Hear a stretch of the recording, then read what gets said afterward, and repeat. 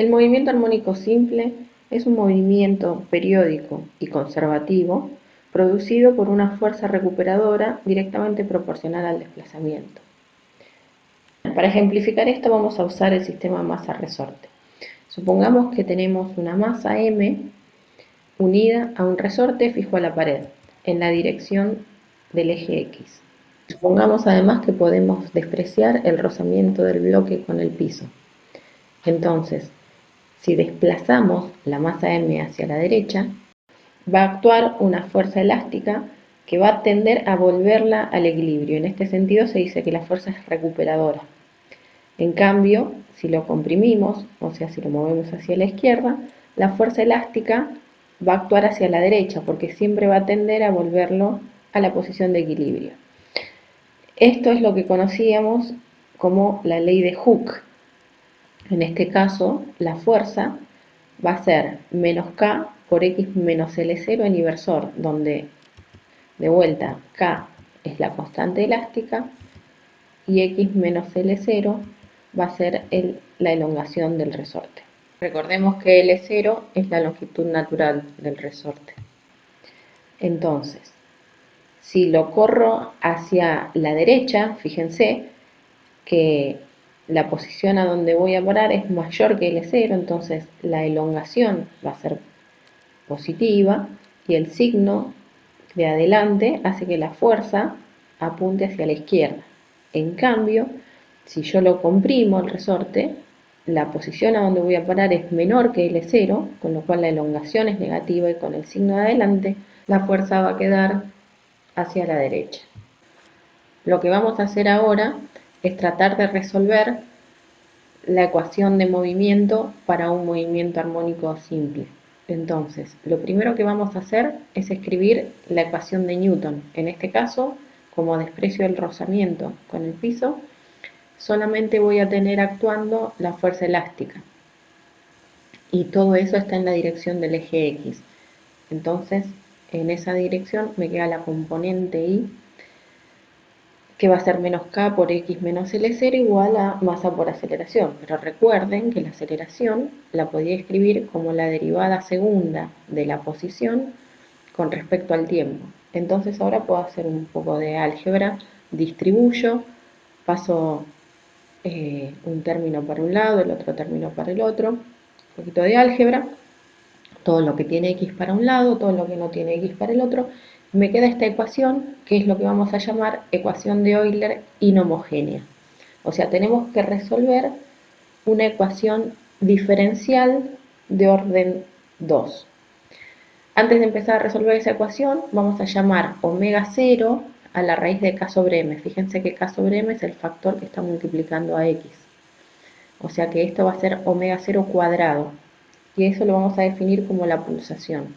Si hacemos eso, entonces la ecuación de Euler nos va a quedar x dos puntos más omega 0 cuadrado por x igual a omega 0 cuadrado por L0.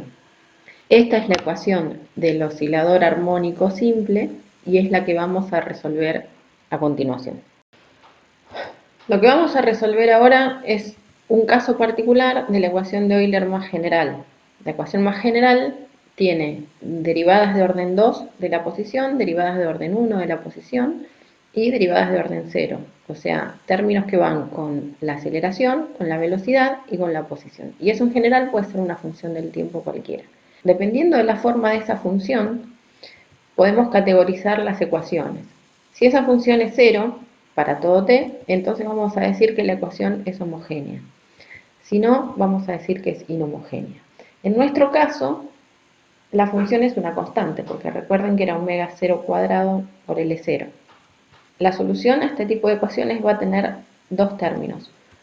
Uno que va a ser la solución de la ecuación homogénea y el otro que va a ser la solución particular.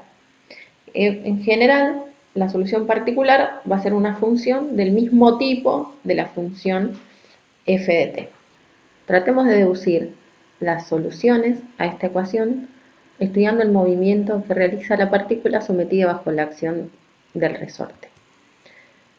Fíjense lo que va a pasar. Este objeto de masa m va a moverse entre dos posiciones extremas. Cuando llega a una de esas posiciones extremas, la fuerza es máxima, pero la velocidad es mínima, porque ahí se va a quedar quieto.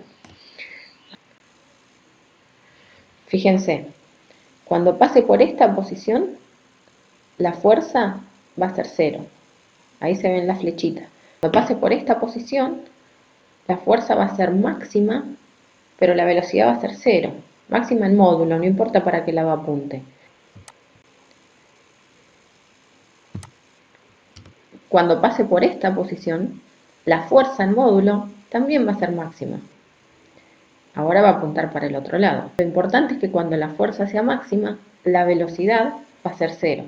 Entonces, tratemos de encontrar una función que responda a todas estas características, que el movimiento sea periódico, que tenga un máximo, un mínimo, una posición de equilibrio, básicamente que se mueva periódica y simétricamente entre dos puntos de retorno. Entonces, podemos proponer como solución una función trigonométrica con todos los parámetros posibles, la función trigonométrica más completa posible. Entonces, nuestra propuesta como solución de la ecuación homogénea sería un parámetro A que va a responder a la amplitud del movimiento por el coseno de omega 0t, donde omega 0 va a tener que ver con el período, porque es la pulsación, y phi 0 que es un ángulo de fase.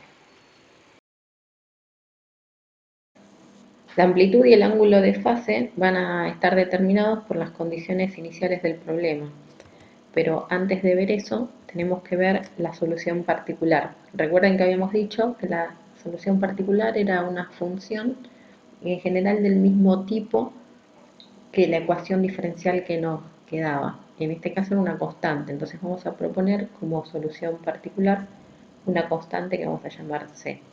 Entonces tenemos que reemplazar en la ecuación de Euler, en cada factor que diga X, reemplazamos por C y hacemos la cuenta. Pero fíjense que como C es una constante, la derivada segunda se va a anular y entonces nos va a quedar esta expresión que lo que significa es que la constante va a ser directamente la posición de equilibrio.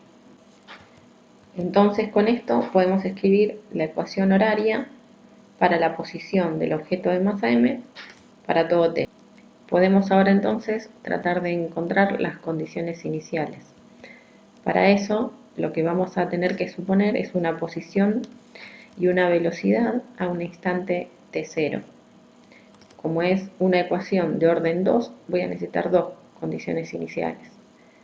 En este caso, supongo que nos dan la posición y la velocidad, podrían ser otras cantidades. Entonces, lo que tenemos que plantear es que la posición a t igual a 0 es conocida, es x0, y la velocidad a t igual a 0 también es conocida. Fíjense que para determinar la velocidad, como yo ya tengo la ecuación de la posición en función del tiempo, lo único que tengo que hacer es derivar esto con respecto al tiempo. Ahora lo vamos a ver con más detalle, pero fíjense que si yo derivo la posición me da la velocidad, la derivada del coseno da menos seno de omega 0t más phi 0 y la derivada de omega 0t da omega 0.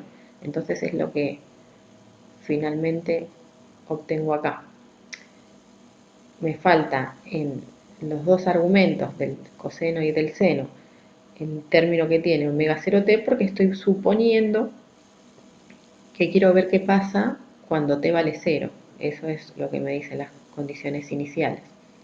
Entonces, de plantear estas dos ecuaciones, va a resultar una expresión para la fase inicial.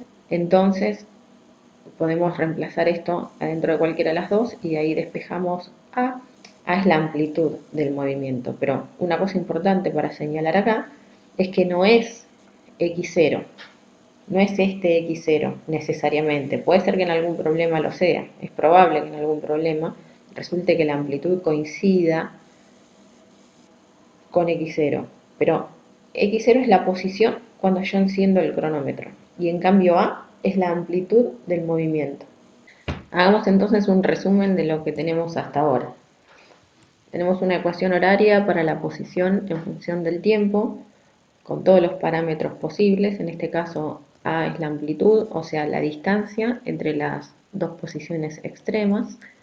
Φ0 es la fase inicial, L0 es la posición de equilibrio, en este problema por lo menos que estamos analizando en este video. Y el periodo viene dado por 2pi sobre omega 0, donde omega 0, recuerden, era la pulsación, era la raíz de k sobre m. Ahora bien, conociendo la posición en función del tiempo, yo puedo derivar esta ecuación y así obtener la ecuación para la velocidad en función del tiempo. Y una vez más, si yo derivo esta ecuación nuevamente, voy a tener una ecuación para la aceleración en función del tiempo. Esta ecuación, si yo la multiplico por la masa, me va directamente una ecuación para la fuerza en función del tiempo. Fíjense que es la primera vez que estamos estudiando una fuerza que depende del tiempo y que estamos pudiendo saber cuánto vale instante a instante.